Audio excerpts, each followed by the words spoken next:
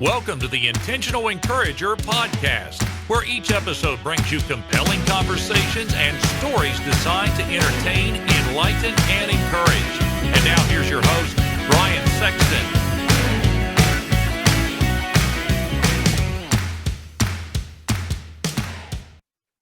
And welcome into this special edition of the Intentional Encourager podcast, the People by From People series. I'm your host, Brian Sexton. Thank you for joining us again today.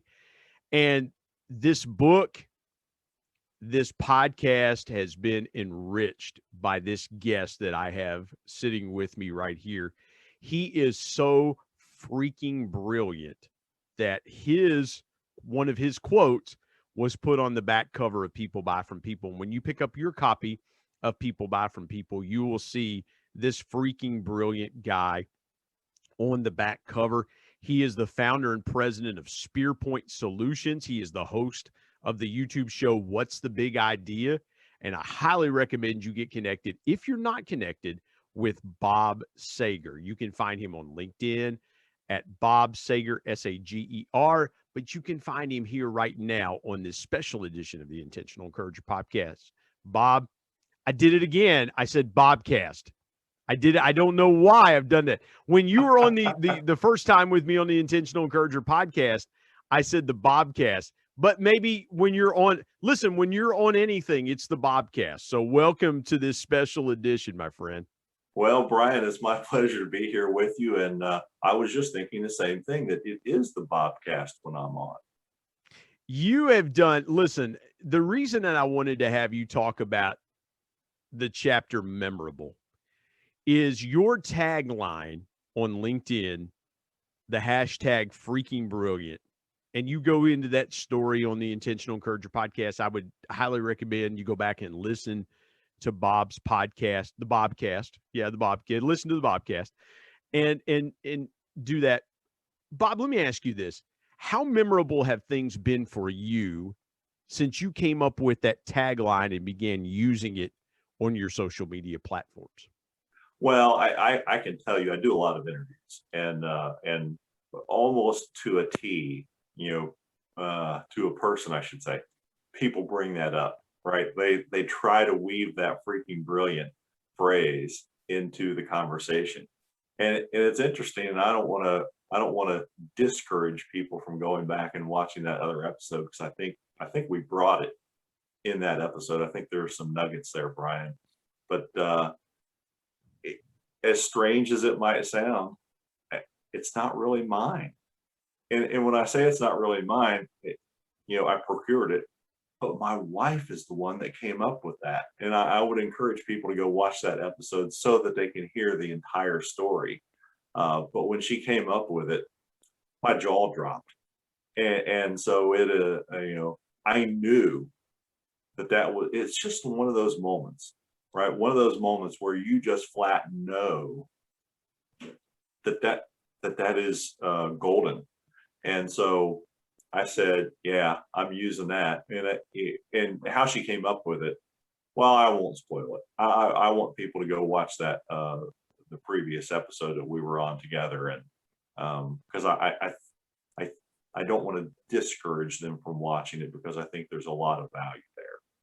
Well, and Bob, here's the thing, and the reason I mention that is when I was getting, kind of lining the people up with the chapters that I wanted them to do and talk about, memorable, you personify to me memorable, because every interaction we've had, whether it's on the phone or text or Zoom or whatever, and you and I have had a lot of interactions in the last year or so working on different things together, is that you intentionally make people feel memorable. You intentionally do that. You create those moments for people that make them feel like, man, I remember that time that Bob and I talked. I remember this time that, I remember a text Bob sent me and things like that.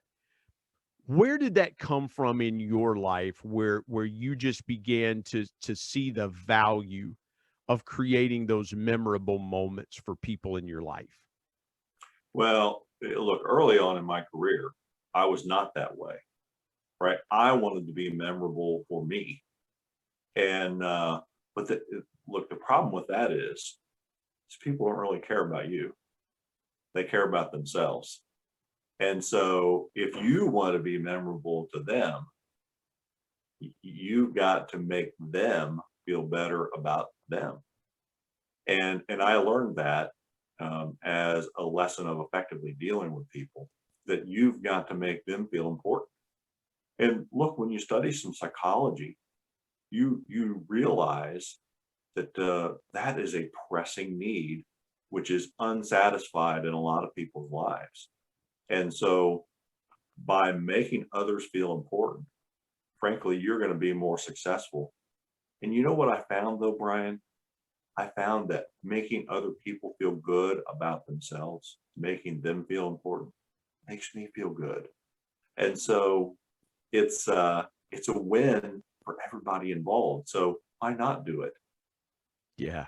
Well, and again, as I was writing that chapter, I began to think about my wife's grandfather who was dealing with dementia issues, and his mind was just so sharp for so long. He started getting dementia at 95, and then we lost him this past year at 98. But there were moments of clarity with him, and there were moments where the dementia took over. And anybody that has a family member like that knows that. But Bob, every time that you and I have talked, you have always been intentional about clarity in those moments of creating that value and building that value for somebody else. When you think about clarity, what's top of mind for you when someone says, "Bob, you have so much clarity, or you create so much clarity"? What is top of mind when I say that to you? Well, that's an excellent question. One I was not anticipating. But when I think about clarity, what it really boils down to is purpose. And I think in our life, Brian, when we feel like we have a purpose, or we have a mission, where we have a goal, and are working toward it, that's when we feel relevant. That's when we feel like our life matters. And when we don't have clarity on what we're working toward, we feel purposeless, and that's no kind of way to live. I mean, when people wake up in the morning without a mission and without a clear purpose, um, life is kind of a drag, Yeah. right? And I say, you probably heard me say this before. Life is a four-letter word, and if Yeah. you can, and if you can make it a good four-letter word more days than not, then it's a fun experience. But if it's a bad four-letter word, it's a drag, right? Well, and you have in your business coaching, you have really transformed a lot of people, mutual friends of ours that have told me publicly and privately the impact that you've had on people. And that was why I wanted to put that chapter at the end, is creating those impact moments for people in their lives. And I talk about the impact my wife's grandfather's dementia had on us. I talk about the impact of there's a story in there, a personal story about being in a nursing home and seeing someone in a moment where they were kind of out of it mentally, but they created that moment for me. When you're coaching people, when you're coaching business owners, what's the one memorable thing that you want them to take away from that time with you and the impact that you're trying to make in their life and their business? Well, I think what it really boils down to is introspection. A lot of people are looking outside themselves for the factors that are creating or destroying their success. And that's rarely the case. It's almost always internal. And but sometimes, and I've found this often, Brian, what people lack is confidence that they have what it takes. And so, I heard an early mentor of mine say, there are two types of courage. there's encourage and there's discourage. Yeah. And I choose to be an encourager. And sometimes when you believe in somebody else, maybe more than they currently believe in themselves, you give them a reputation to live up to, and more often than not, they will. Yeah. Yeah. That's freaking brilliant right there, Bob. That is really good. Let's step aside, take a quick break. When we come back, I want Bob to share some of his memories from business and life with you. You're going to love the way that Bob brings those and ties them into this conversation. We're talking about being memorable on this special edition, the People Buy from People series of the Intentional Encourager podcast. Back with Bob Sager here in just a moment on the Intentional Encourager podcast.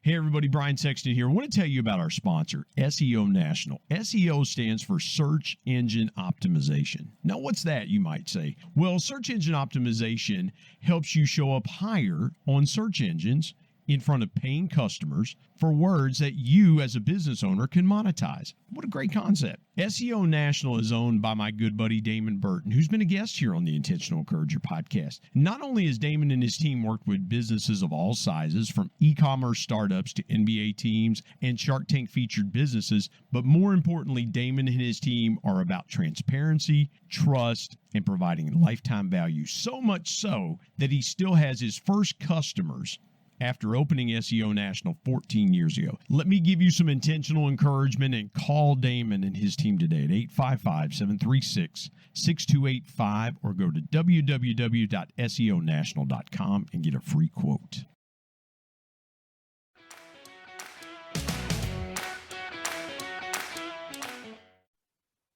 Bob, you are so good. And you and I follow each other on a bunch of different things. We're connected on Facebook as well too.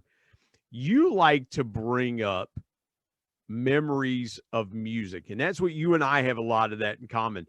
Different genres. I grew up on Southern gospel quartets. I grew up on 4-part harmony. You were more of a child of the 60s and 70s, and I love the trivia that you throw out there. And he's also got a Facebook page for his music trivia.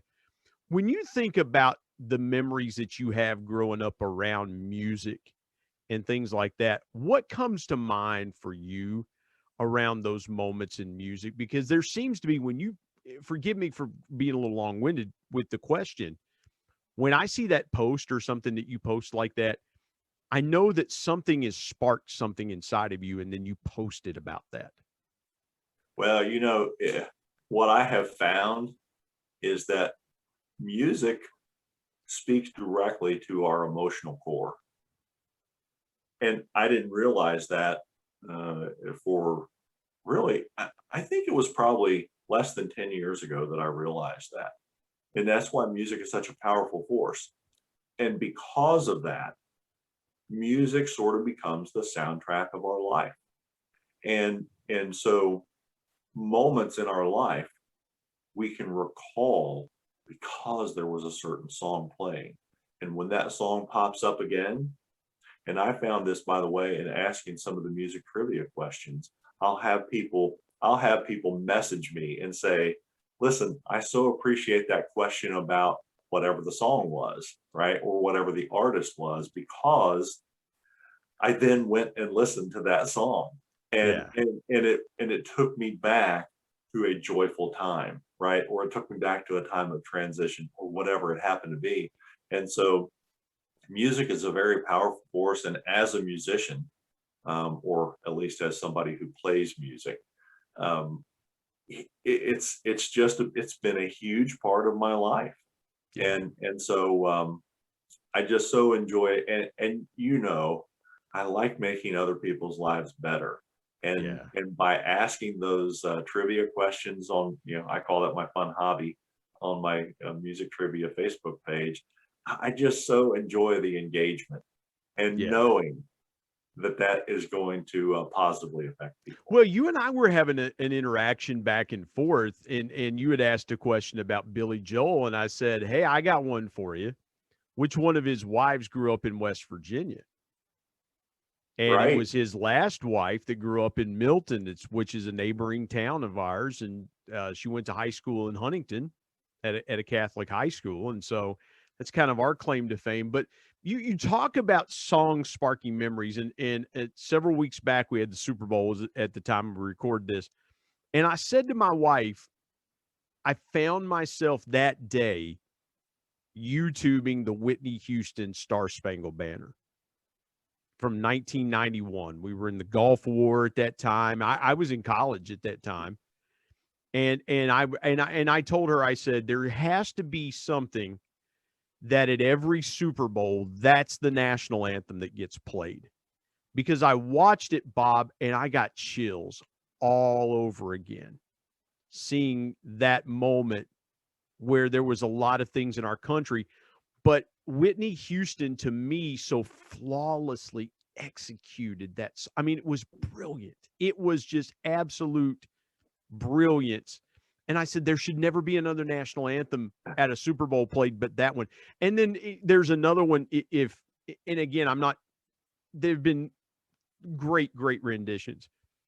But when at the Christian school that I still do some PA work for, if I don't feel like singing the national anthem when we don't have a national anthem to play, there is a version by the Gaither Vocal Band, Gaither. Yeah, spelling's hard sometimes on the fly here. The Gaither Vocal Band. That is a powerful rendition as well. Seeing 5 voices come together in an a cappella version. And you're right, it's those memories that songs create. For you, is there a song that when you hear it on the radio, it immediately just brings something back to you? Do you have one of those particular soundtracks in your mind that's like that's a go-to for me? Oh, there are many. And like I said, Brian, it's the soundtrack of our life. So, when I hear there was an old song, I forget the band it is by, but it's called Hitchin' a Ride. It's from the early 70s, and it was my favorite song for a long time. And I recall listening to that song and being at my grandmother's house in the hills of southeastern Kentucky. And so and there are a lot of moments like that. There are songs from when I was in high school, where I remember driving back or riding back, I should say, on a bus from track meets and hearing Jackson Browne Load Out Stay. Probably the longest song ever, maybe other than Inagata Devita. Yeah. But, and you just reminded me of this. I remember the whole bus singing along. They knew every word to that song. And the whole bus, the whole girls and boys track team singing along. What a moment. I mean, what a moment, right? And it's one of those things where, as I'm talking about this, Brian, I'm getting chills talking about it, because it's one of those things that those are the memories that stay with you forever. And that's why I think music is such a powerful force, because it has the ability, when you're just thinking about that song, it evokes all those emotions that were associated with that moment, and it brings you right back to it. What do you love most about playing music? Because for me, and I'll say this, and here's why I want to go there with you. I was 3 years old, and I write about it in the book. I was 3 years old the first time my dad got me up to sing in church. And so all I've ever known and done is church music, is singing in church and things like that. I still play and sing in the church that I'm in now. And I know for me, there's nothing better. And I love, I've sang in choirs and things like trios. There's nothing better to me. And I don't mean to be sexist at all. There's nothing better to me than 4-part male harmony. Like, that's what I grew up on. And, the blending of voices, and I've sung the high part in a quartet, and I've sung the baritone part, both. And it's both are equally intoxicating when you can make harmony. with three other people or four other people. What is it about you that's so alluringly powerful about continuing to play music? Because you played music for a long, long time. What is that beautiful allure to you about continuing to play music? Well, when I think back, I'm gonna deviate just slightly from your question, because Yeah, go ahead. Please, when I please. think back to playing in bands, and when you're playing in front of people, and you absolutely nail that song, it's perfectly done, right? You're talking about four-part male harmony, but in a band, when you've got two guitars, a bass, and drums, and you've got somebody singing and you've got some harmony vocals there, and when you nail that thing and the crowd goes wild, it makes all of those hours worth of practice. And people don't realize, I think, how many hours go into not only practicing by yourself to perfect your instrument and your technique, but all the hours practicing with the band behind the scenes to play that 1 or 2 hour show. It makes it all worth it, because it's a moment. I was going to say self-actualization, but it's a moment that just doesn't get better. And it's as a band, and as the people hearing the music, you were in that moment. It was one of those perfect moments in life, right? Where you hit that last note and the crowd goes wild. There's nothing, there almost aren't words adequate enough to describe how good that is. Well, and I love what you said there, and I love how you captured that, because again, you're right. It's the hours of practice, and it's practicing by yourself. I'm going to shelve that for just a minute because I want to extrapolate a little more conversation out of that. But you said something there that was just incredible. A lot of people don't realize that when you go to see a band perform live, or you go to hear a singer perform live, that you have admired, that you know their work, and you have listened to their work, there's one or two songs or notes that resonate and are familiar. And in the music business, they call those the money notes or the money songs. That's what people are paying money for you to hit. And for me, it's a guy like a guy named David Phelps, who's a world-class tenor. And I can still remember the night 20 years ago, almost 21 years ago. My son was an infant, and I went to the Huntington Civic Center, and he was singing with the vocal band that night, and he sang "Oh Holy Night." YouTube it.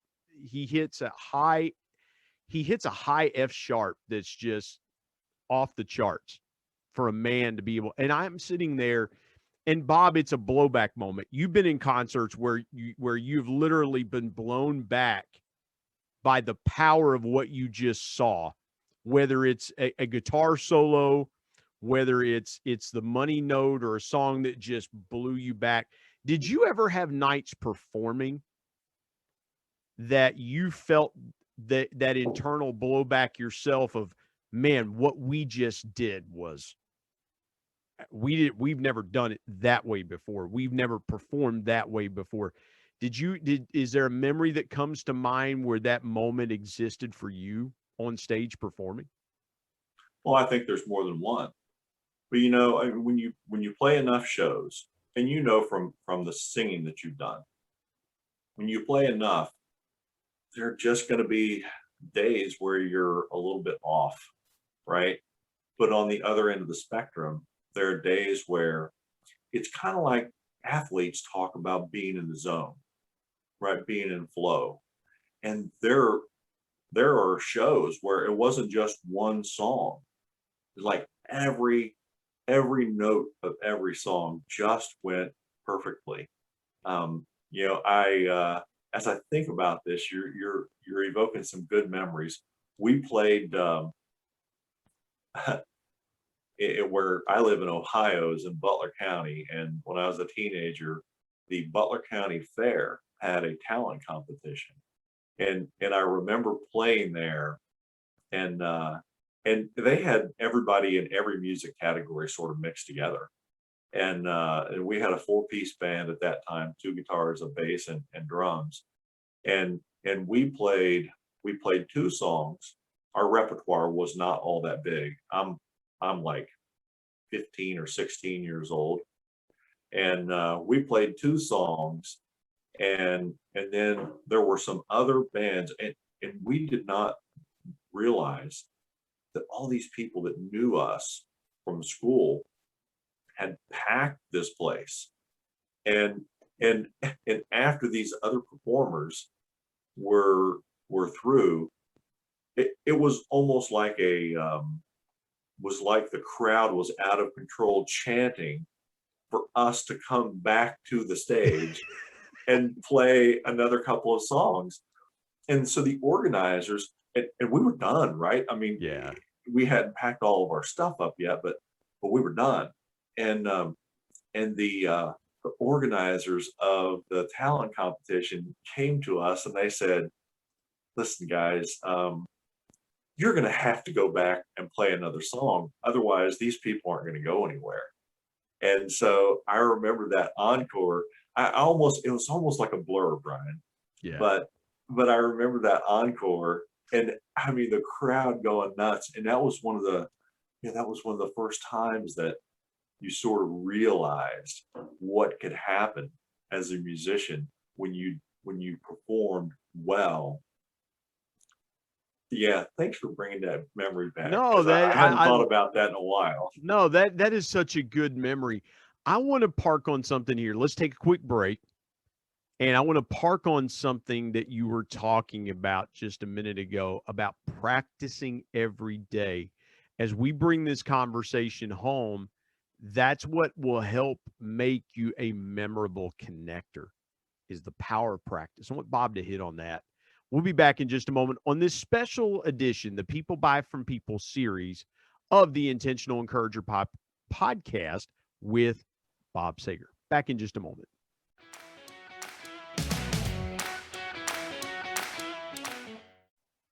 Hey, everybody, Brian Sexton. Want to tell you about my new book, People Buy From People 10 Powerful People Lessons from the Ultimate People Person. My dad. My dad was one of the greatest connectors that I ever knew. And he shared with me 10 connecting principles that I have used throughout my 25-year sales and sales management, customer engagement, and leadership career that I'm passing along to you. If you want to be a stronger, deeper, and more powerful connector, you've got to pick up a copy of People Buy From People. There are concepts in there that you may not realize help make you a power connector. You can go to Amazon and pick it up, Kindle if you're an e-reader and you like to do it that way, or now available on Audible.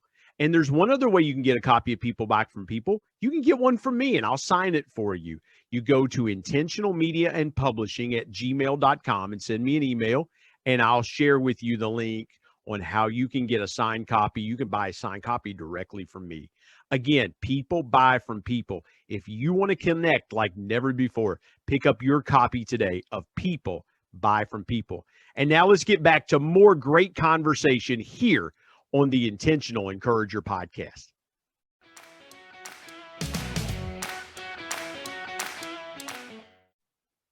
Bob, you hit on something a few minutes ago. Man, it was so good. The practicing every day, getting your craft right, honing your craft. You have helped so many people in your business, SpearPoint Solutions. What comes to mind about being memorable and practice every day? Because here's where I want to go with this conversation is you don't show up and create memories for people, right? It takes practice. It takes repetition. It takes doing it. I want you to speak about the power of practice when it comes to creating memorable connection. Well, look, anything that you do repeatedly, you're going to improve at. And I want to, if for people watching this, it's very, very, it's almost like a human nature frailty for us to make excuses. We look at other people and, and we say, oh, they're so lucky, right? Yeah. Well, luck, there is such a thing as luck, but I wouldn't count on that, right? I would not count on that to take you where you want to go. And I want to relate a story regarding that. When I was first learning to play guitar, I was sort of self-taught. So I had a book that showed me finger positions on how to make the different chords and stuff. And there's a chord called an F chord, F like in Frank, that it requires a little bit of an unnatural position for your fingers to go because, and anybody that plays guitar knows this, but people that don't. Two of your fingers are rounded and the other one, your index finger, is flat. That's kind of an unnatural position. And I remember, Brian, when I first started playing, no matter how hard I tried, I just couldn't do it. And it was frustrating me. And I remember thinking, this is not possible. But I called BS on myself. Yeah. Because I said, it's obviously possible. Other people can do it. And if other people can do it, that tells me I can do it. And so I remember it was a Saturday morning after breakfast. I went up to my room where I was would always practice, and I remember saying to myself internally, I am not leaving this room until I can play an F chord. Whether that takes 2 minutes, 2 hours, or 2 days, I'm just going to do it. And so within less than 2 hours, I was doing it. And despite having practiced and tried over and over and over for weeks at a time. And I think there are 2 lessons to that. One, the prior practice went into helping me get there, right? Like I was already close to there. I just hadn't kind of gotten to the point where I could do it perfectly. And so the prior practice went into that. But the second factor is there's nothing more powerful than a made up mind. And so when you make up your mind you're going to do something, you will then put in the effort despite any obstacles that are put in your pathway to do it. You'll overcome those. You'll go around them. You'll go through them if you have to, but you will put in the practice. And that's probably the most important part of inspiring you to practice in order to get better is you've got to be determined on where you're going. And so many people in life, they're not purposeful. They wander. They hope things will work out, right? They want to succeed, but internally they're expecting not to. They're expecting to fail. They just hope to get lucky and succeed. But you know what Seneca said about luck? Seneca said luck is where preparation meets opportunity. Yeah. That is so good. Since opportunity is everywhere, Brian, all the time, what's the X factor? It's us. It's preparation. Yeah, right? It's preparation. It's how we prepare. And Bob, as you were talking about that, I was thinking, I had a good friend of mine. I sang with them in their family group, and I had sang 3 vocal parts in my couple stints with their group. And I didn't think I could sing the highest part in the group, the part my buddy sang, and he would say, man, I want to break. You sing this part. You sing the high part. And he kind of pushed me to sing the high part.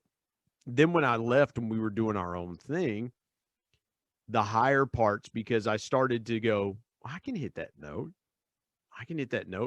And I started pushing my range upward to where I was consistently hitting those upper end notes. I couldn't hit for singers, and you may not understand this, but for a man, when you get up into a B flat or a B or a C range, you're starting to stretch your range. You go from chest tones, which is natural to a man, to head tones, which is natural for a woman. That's why women sing higher than men, because the tones are coming from the head in a woman, and it's natural.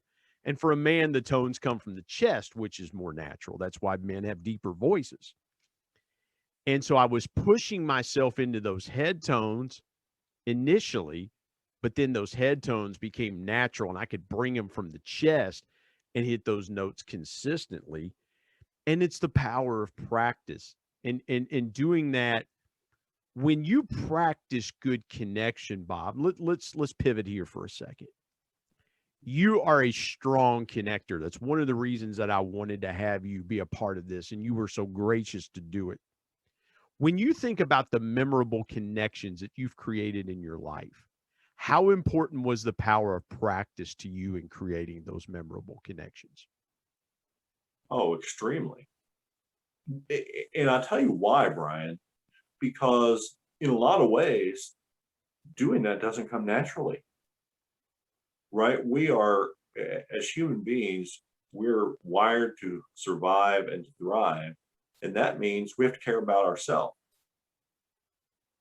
So in order to be an effective connector, though, you've got to sort of suspend temporarily that sense of, I'm doing this for me, and think, in what ways can I add value to this person that I'm interacting with?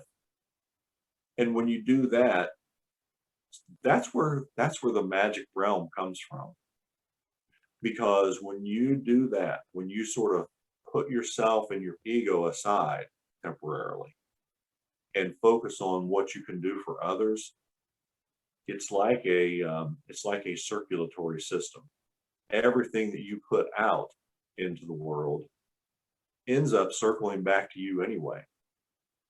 And so when you think about it, by helping others achieve and by encouraging them, it indirectly, you're creating your own good karma, because all those good things come back to you, right? Yeah. You and I were having a conversation about this.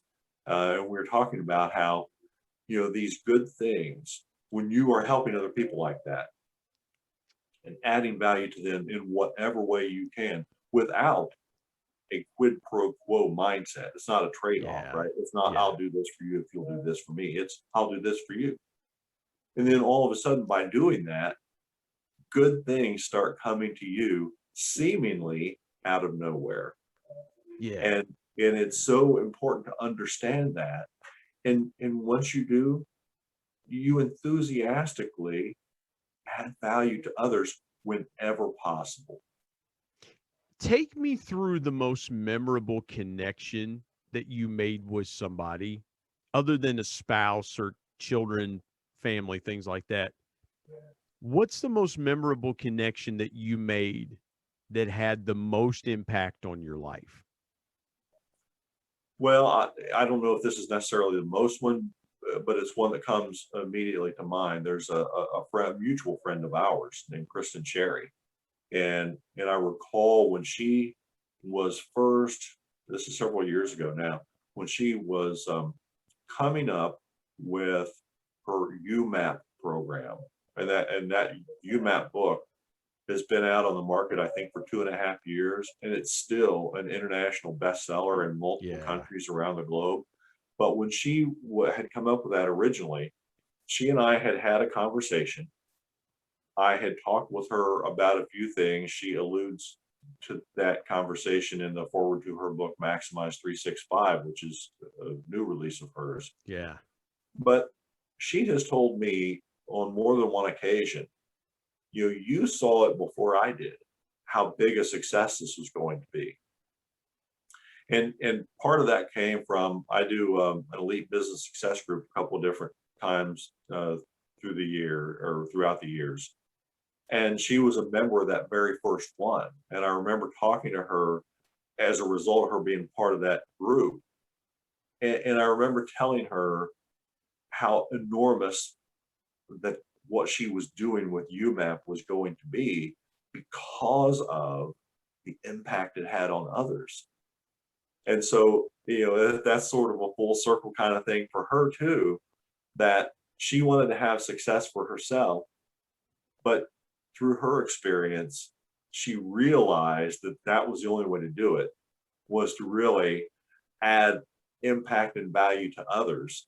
And sometimes you have to have somebody that maybe sees that before you do. And it causes you, I think, to pursue it a little bit more aggressively. And when I say aggressively, I mean aggressively in a good way, right? Yeah. Not obnoxiously aggressive, but aggressive in that this is either for you or it's not. And if it's not, that's okay, right? But I'm not going to decide for you, right? You decide for you, but I'm surely going to give it everything I have to attempt to add value to you. Yeah. There's a burning question that's coming to mind. And I've got to ask you this. How would Bob Sager now coach Bob Sager, who was selling Cadillacs in Cincinnati 35 plus years ago? If you walked on that car lot, if you could go back and walk on that car lot and see you then, how would you coach Bob Sager then, knowing what you know now and the memories and the wealth of experience that you've garnered over those years in helping others be successful?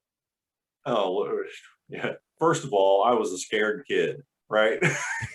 I'm 24 years old selling Cadillacs and Oldsmobiles to people that were, more than double my age. And so, that was one of those experiences that if I could go back and talk to myself from 35 years ago, I would say, you got to have more confidence, right? People they put their pants on one leg at a time, just like you do. And so don't be obnoxious about it, but you got to have a little bit more confidence. I remember my first day on the car sales lot and giving a demonstration of the car to somebody. I remember having an anxiety attack where I thought I was going to pass out, Brian. Seriously, I couldn't breathe. I was so intimidated by Being talking. more nervous than playing in front of people, because people would say I would just lose it if I had to perform in front of people. But you were literally performing in air quotes for two people, and you got more anxious and nervous than you did playing in front of thousands of people. Yeah, well, I think what happened is I wasn't sure I knew what the heck I was doing, right? And you practice it in your mind, but then when you physically get doing it, you start having those self-doubt thoughts creep in, and you go, well, am I remembering to talk about this? Am I saying this exactly right? And so as I think about that, Brian, maybe what I would have told myself back then was just be yourself more, right? Just be yourself more, and you can be confident being yourself. I think when you're trying to be somebody else, I was trying to memorize the walk around presentation that the dealer had taught me, and if I would have just been myself more, I would have been probably more confident. So yeah, that's an interesting memory to bring up. I got to ask you this last question, Bob, and I have loved frankly, for the audience, I love every conversation Bob and I have. We can talk about anything, literally, and we do. I wore this sweatshirt for a reason, because Bob's a lifelong Cincinnati Reds baseball fan, as I am a lifelong, and we also cry on each other's shoulders about our beloved Cincinnati Bengals, which we both are fans of the Cincinnati Bengals. But Bob, I want to ask you this as we wrap this conversation up. Would you leave this audience with a piece of intentional encouragement about memorable connecting? Something I would say is just remember this one phrase. It's not about you. It's about them. And if you get nothing else from this conversation but that, it'll be worth your time to have tuned in and heard Brian and I talking about these different stories and different thoughts. It's not about you. it's about them. Because the only way to do things, to accomplish anything above average in life, Brian, is to take that approach, Yeah. right? When you go out and you make it about others, the great Zig Ziglar, I think, was famous for saying that the only way to get everything you want in life is to help enough other people get what they want. Yeah. So Yeah. do that, make it about others, and help them succeed, and you'll get everything that you want in life. Anytime that someone quotes Zig Ziglar to me, it invokes a warm spot in my heart. And I have been very fortunate that his son Tom is a friend of mine and that we become friends. And I will tell Tom, I say, forgive me when I gush about your dad. And he says, no, please, every time you talk about my dad, he becomes alive again in the memories and the thoughts and the hearts of people. And Bob, you were absolutely the right person to talk about this because you brought up some things and shared some memories from your life today that was just absolutely powerful and present and was great. Please remind people where they can connect with you on your different platforms and tell folks about your elite business group that you have a couple times a year. Someone may be listening and say, that's exactly what I need. I know it's what you need. That's why I had Bob I'm going to have Bob tell you about it. Right. Listen, people can reach out to me on LinkedIn is probably the best way. LinkedIn.com/IN/Bob Sager, BOBSAGER. And that's probably the best way. And, this is pretty exciting, Brian, because there's only so many hours in a day. And because I do that Elite Business Success Group, the in-person version of it for a group of max 5 twice a year, that means there's only 10 people who can benefit from that. But what we have started to do is we now have an on-demand version of that, where it's sort of like the difference of Netflix versus live TV programming, right? So you can do it as your schedule permits. And so you can learn about goal setting that's effective. You can learn about creative thinking. You can learn about the psychology, sociology, and biology of what makes people take action versus not taking action, which is, there's a lot of that, right? Yeah. And so by learning those things and learning to position either yourself as a solopreneur or position your company as as an entrepreneurial venture, you can learn a lot. But the other thing that I would encourage people to check out is our website, SpearPointOnline.com, because there they can learn, and this is, the solopreneurs can do this too, but it's more for entrepreneurial organizations. We've got a strategies by subscription that, as opposed to hiring me, and for the fee that I charge, they can get a what is really a bargain price in comparison, and they get 3 strategies developed by me. They're not custom, they're not proprietary, but developed by me every 30 days. And they're in the 3 categories of driving more traffic, differentiating yourself in the marketplace, and finding new markets for your products and services.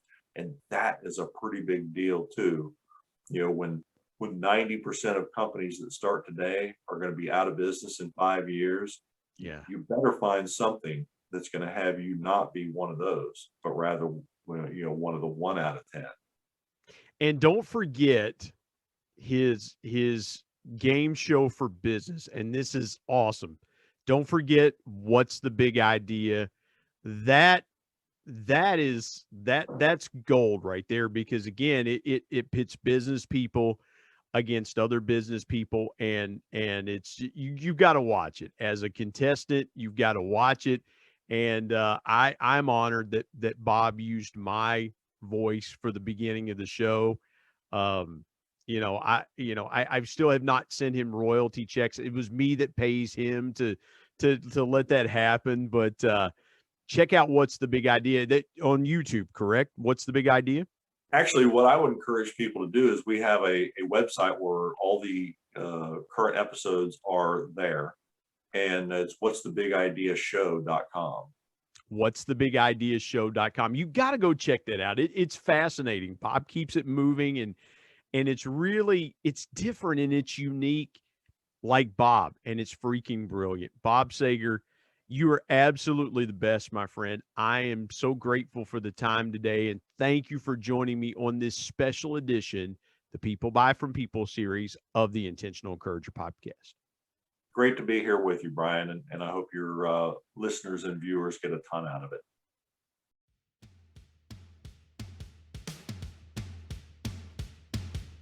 My thanks as always to producer Bryce Sexton and technical advisor Matt Means. And of course, the ultimate thanks goes to the Lord Jesus Christ, who provides intentional encouragement every day through his word. If you're not subscribed to the Intentional Encourager podcast, hit the subscribe button wherever you get podcasts so you don't miss an exciting episode where you can get encouraged and stay encouraged. And remember, anyone, anywhere, at any time, any place can be an intentional encourager.